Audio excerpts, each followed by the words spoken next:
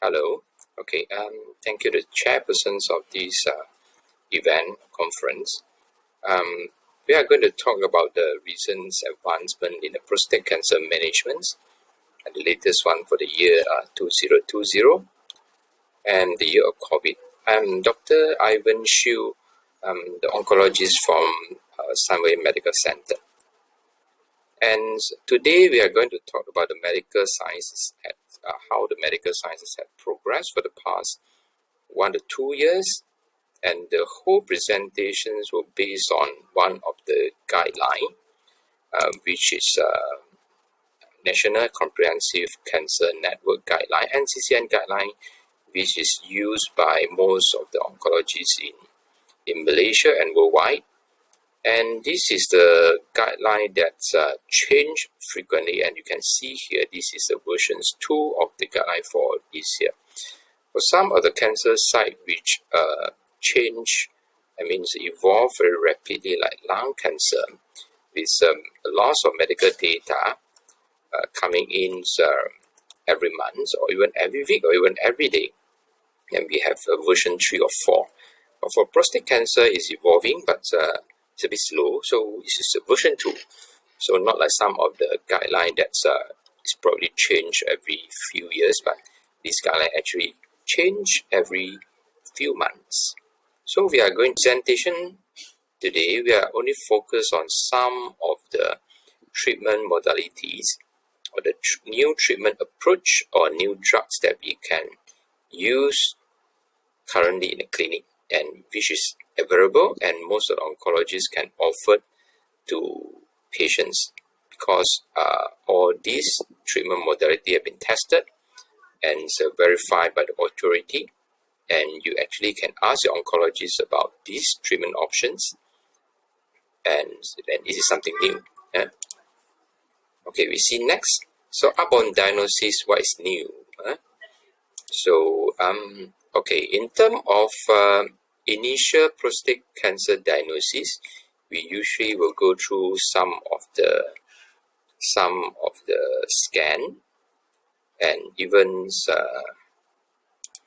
we'll conduct the digital rectal examinations and ask about family history and so on and so forth.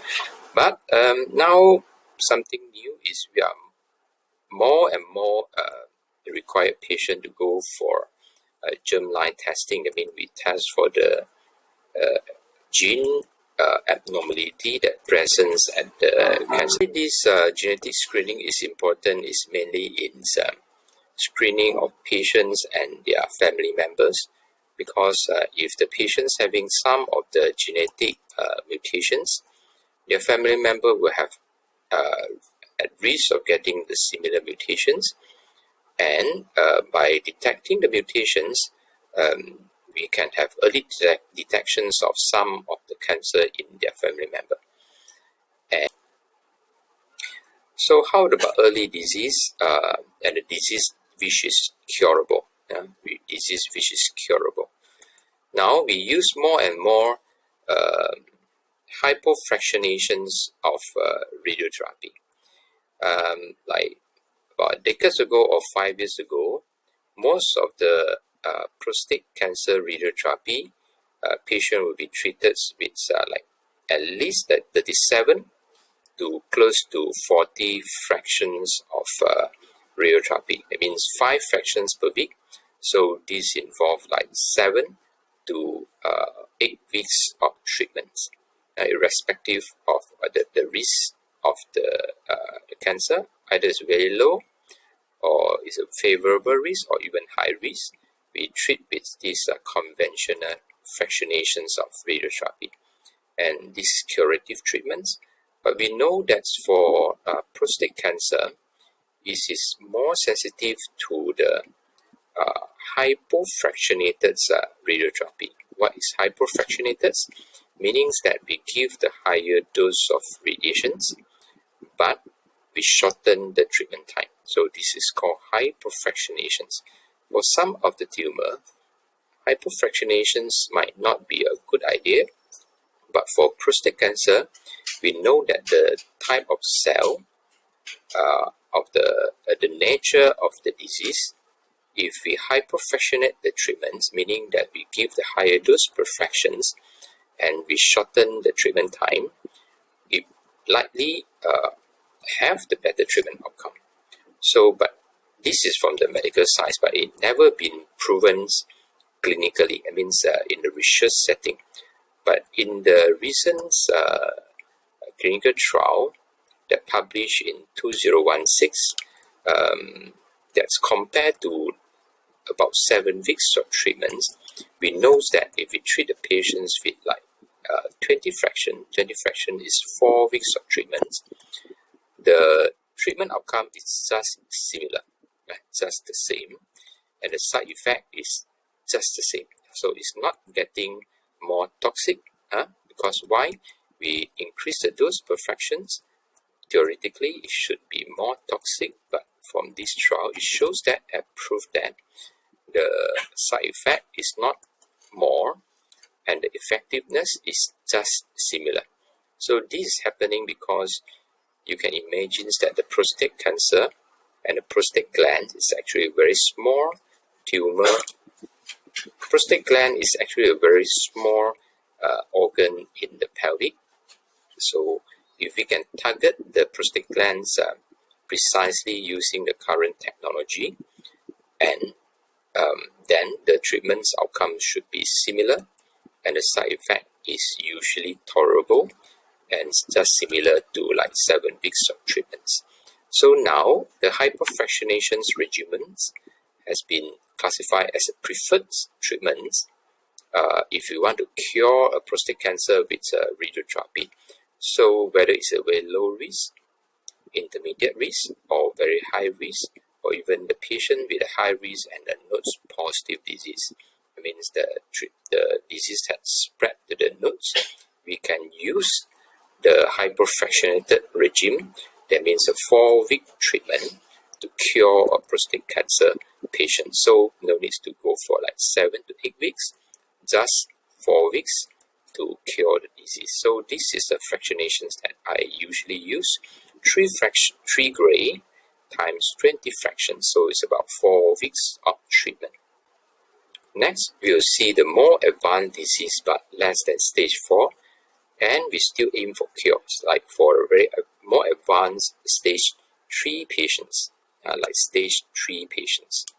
So this is for the high or very high risk group of patients. If very high risk group, usually we more subject the patients to radiotherapy, external beam radiotherapy, but some of the patients we still go for surgery. But radiotherapy is probably the better treatment option because it's classified as category 1, because this patient will have a higher risk of spreading out from the pelvic area to other area of the body like bone. So we tend to use more the treatment which is less toxic and cover the bigger area rather than surgery.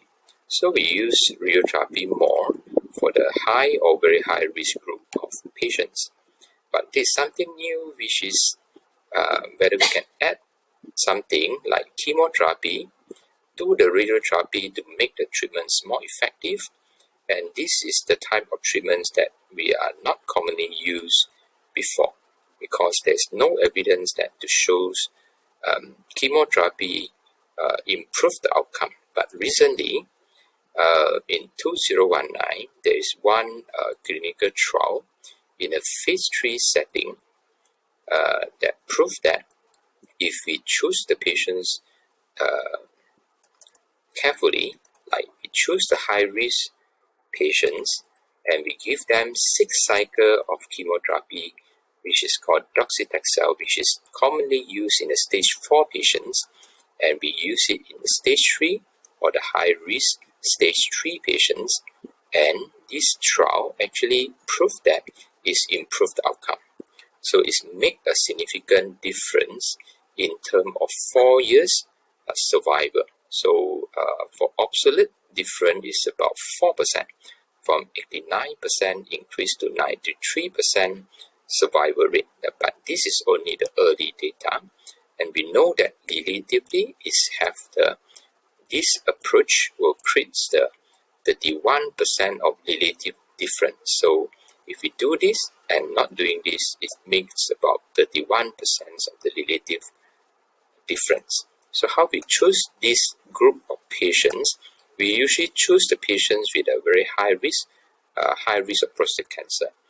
I repeat, for this approach to be effective, we usually give the chemotherapy 6 cycles after the initial external beam radiotherapy.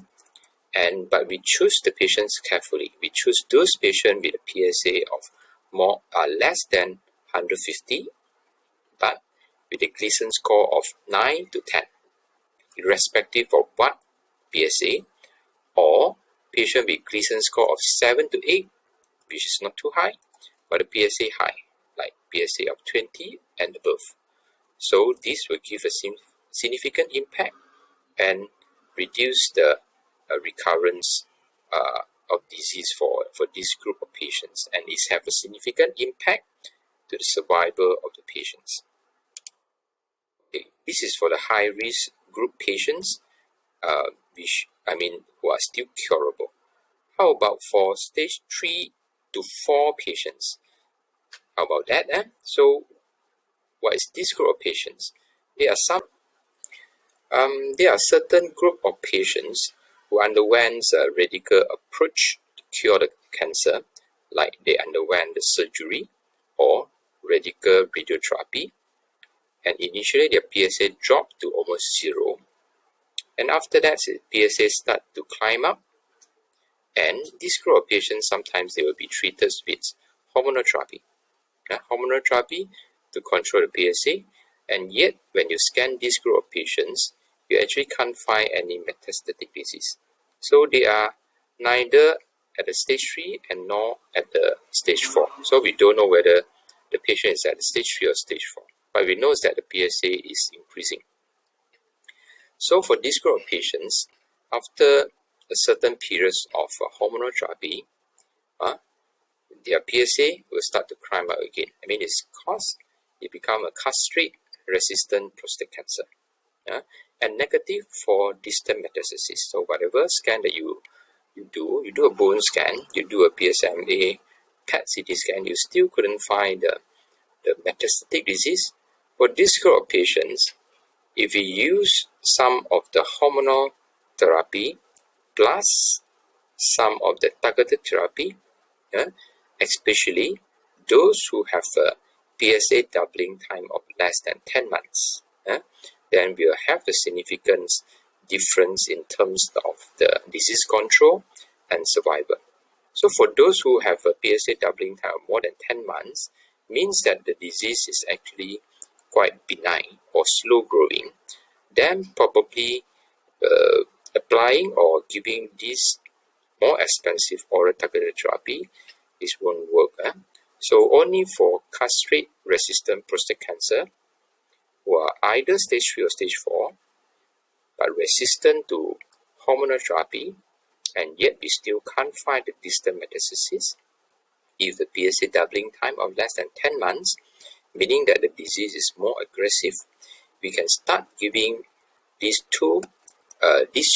We have 3 options of the targeted therapy. And with this approach, we can control the disease So with this approach, we can control disease longer, like metastatic free survival, meaning that if we are not doing anything or we continue with some other, continue with the hormonal therapy alone, the disease can stable for about 14 months, about 1 year. But if we give this oral targeted therapy, the disease can be controlled up to about 3 years, 36 to 40 months, 3 year plus. So this has been proven in the phase 3 large-scale clinical trial. In terms of survival, it's have a difference as well, up to making a difference of about 10 months. So in terms of relative difference, it have about 22% difference relative difference of the survival benefits, and it have the about 70% relative benefit in terms of giving longer metastatic free survival, meaning that patients who survive longer without the stage 4 disease, it can be increased by about 70%. So this is effective treatments that we have nowadays. But what is these medications? So we can see here, this is a prostate cancer cell, and this is the hormone. Hormone will attach to the androgen receptor at the cancer cell. If it attach here, it migrate into the cell nucleus, and it will cause the tumor to grow. If the tumor grow, the PSA will increase, and the tumor actually survive more. So if we have all these hormones, so usually what we do during the hormonal therapy, we block off all these hormones, or we give some oral targeted therapy like abiraterone, which is commonly used nowadays, to block off some of the hormone to attach to this androgen receptor. But with the enzalutamide or these medications, apalutamide, dolalutamide, and enzalutamide. Only enzalutamide and apalutamide is available in the market. I never heard of dolalutamide in Malaysia yet. I think it will be coming in very soon. So these two are anti-androgens. I mean, they block the androgen receptor directly, so effective in slowing down or kill the cancer cell. So it's work differently from abiraterone. Abiraterone, you need to combine with some steroid, and making some of the patients become more obese or become the diabetes loss of control. But this group of patients, we no need to give together with the steroid, because it's blocked directly at the site of the receptor. We continue to see the early stage 4 disease. Just now we were talking about stage 3, stage 4, and now it's an early stage 4 disease. So now we have more options for stage 4 disease. So we have these 3 targeted therapy and the chemotherapy options. So we use the abiraterone, it's commonly used, and we have enzalutamide for few years, and now we have apalutamide, I think since last year. And with the more options, I think the price will come down significantly, probably every year next year. So the price will be more competitive. And now something new to this M1 disease. M1 disease is a stage 4 disease. Is external beam radiotherapy to the primary tumor for low volume stage 4 disease. Sometimes when we see a patient and we know that the PSA is quite high, and we want to rule out metastasis, and we do a bone scan, and we can see that the prostate cancer, which is biopsy proven to be positive, and we see some of the bone is positive as well, but it's not too extensive, probably 2 sides, one at the bra at the back, and probably another at the arm. So it's only 2 sides. So this is called low volume of metastatic disease. So usually we classify low volume as less than 5 of bone metastasis, and no spreading of disease to lung and liver. So this is called low volume metastatic disease. And some of the research has confirmed that if we give the external beam radiotherapy to the prostate cancer, so with the latest phase 3 trial, this is called a Stampede trial, which published in 2018, is proof that if for patients with a stage 4 disease but with a limited or low volume metastasis, if we give radiotherapy to the prostate, we will have the 32% difference in terms of survival. So it's quite remarkable. So as proven, so this scheme has been amended, and have been put into this guideline.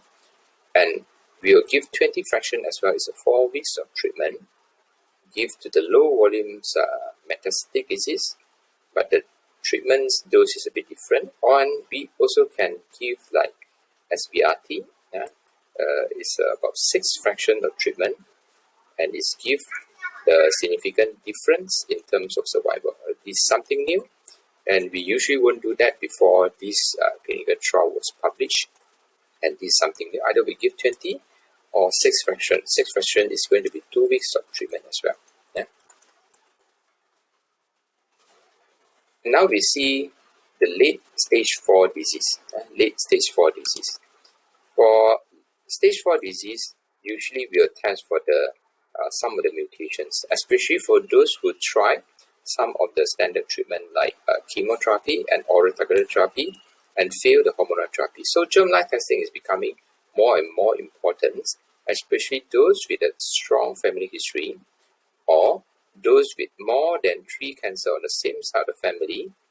Where those with more than 3 cancer on the same side of the family, for those with some other type of tumor like bile duct, breast, colorectal, endometrial cancer. And we want to test for some of the mutations called BRCA1, BRCA2, ATM, PALB2, CHEK2 mutation, and some of this mutation. This is MMR protein mutations. And we want to test for these mutations mainly because it has implications in terms of treatment. And we have new treatments modality. This is called olaparib. Olaparib is a PARP inhibitor. What is PARP? PARP is a poly-ADP ribose polymerase inhibitor, PARP. So it's an enzyme involved in the DNA repair. So if we can inhibit this enzyme, and we can cause some of the cancer to die because they have lack of some of the MMR protein. This is MMR mutations. What is MMR mutations? MMR mutation are like BRCA1, BRCA2, and PALB2 mutation. And this mutation that we are testing for. And if this group of patients, they have BRCA1, BRCA2 mutation, then we can use olaparib. And this is a PARP inhibitor. And this has been proven in the clinical trial that we can control the disease longer, like for 11 months in the latest phase 3 clinical study, which was published last year. So this is a good treatment option because these drugs is relatively less toxic but effective. So another one is a pembrolizumab. Pembrolizumab is an immunotherapy. Immunotherapy is more commonly used in the lung cancer and some of the cancer like melanoma, which has a loss of mutation load. That means the tumor is full with mutations. But prostate cancer is not that kind of cancer with a lot of mutation. But some of the prostate cancer actually also have a loss of mutation load, especially those with MSI high or deficiency of MMR protein. But this is not very commonly seen because this is about 3% of all metastatic prostate cancer. But if you're fortunate enough to find this MSI high or deficient MMR protein, if you lack of this protein means the cancer is actually having a loss of mutation in there, and we can use this immunotherapy medication. We can use this immunotherapy medication, which is called pembrolizumab, to have the control of this tumor.